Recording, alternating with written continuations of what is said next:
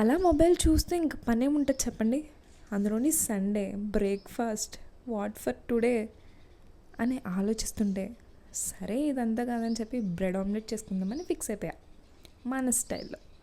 Normal డేస్లో దోశ ఇడ్లీ తిని తిని వామ్మో విసుగైతే వచ్చేస్తుంది నాకు. మరి మీకు ఎలా ఉంటుందో చెప్పండి.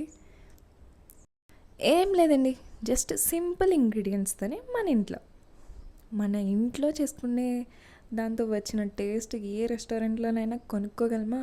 నెవర్ ఎవర్ అనే అంటాను నేను. మోస్ట్లీ ఇంట్లో ప్రిఫర్ చేస్తేనే మంచిది. చూసారా, సింపుల్ ఇంగ్రీడియంట్స్ ఏం యాడ్ చేయలే. Onion tomato curry leaves and 2 eggs బాగా మిక్స్ చేసుకోండి అలాగా. అండ్ మసాలాస్ కూడా యాడ్ చేసుకోండి. దాన్ని సింపుల్గా నేను సిజమ్ ఆయిల్ అయితే యూస్ చేశాను, బట్ మీరు బటర్ యూస్ చేయండి. నిజంగా చెప్తున్నా, బటర్ యూస్ చేస్తే టేస్ట్ అయితే నెక్స్ట్ లెవెల్ ఉంటుంది. నాకు సిజమ్ ఆయిల్తో అయితే బాగానే ఉంది, బట్ కొంచెం ఫీల్ సాడ్ బటర్ లేదని చెప్పి. మీరు బటర్ యూస్ చేయండి, టేస్ట్ అయితే ఎక్సలెంట్ వచ్చింది. అలా మళ్ళీ సిజమ్ ఆయిల్ కొంచెం తీసుకొని దాని మీద ఆమ్లెట్ కింద బీట్ చేసుకున్న ఎగ్ మిక్స్చర్ని అయితే దాని మీద వేసేయండి.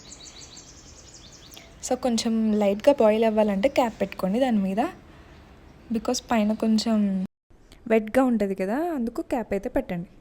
జస్ట్ ఎన్నో సెకండ్స్ కాదు, 10 seconds అంతే.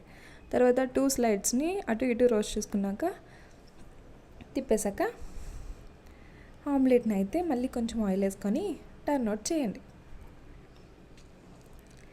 ఇక్కడ నుంచి ప్రాసెస్ భలే ఉంటుంది అబ్బా, నాకు చాలా ఇష్టం. అలా ఆమ్లెట్ 2 sides ఫోల్డ్ చేసుకున్నాక 1 side ఏమో చీజ్ స్లైస్ని పెట్టండి, ఇంకొక సైడ్ ఏమో టమాటో కెచప్ని యాడ్ చేసుకోండి. ఒక 2 tablespoons యాడ్ చేసుకొని ఆ బ్రెడ్ ఆమ్లెట్ని మిడిల్కి ఫోల్డ్ చేసుకోండి. అంతే, మన బ్రెడ్ ఆమ్లెట్ రెడీ అయిపోయింది. ఫైనల్ టచ్ ఎలా ఇచ్చాను చెప్పండి.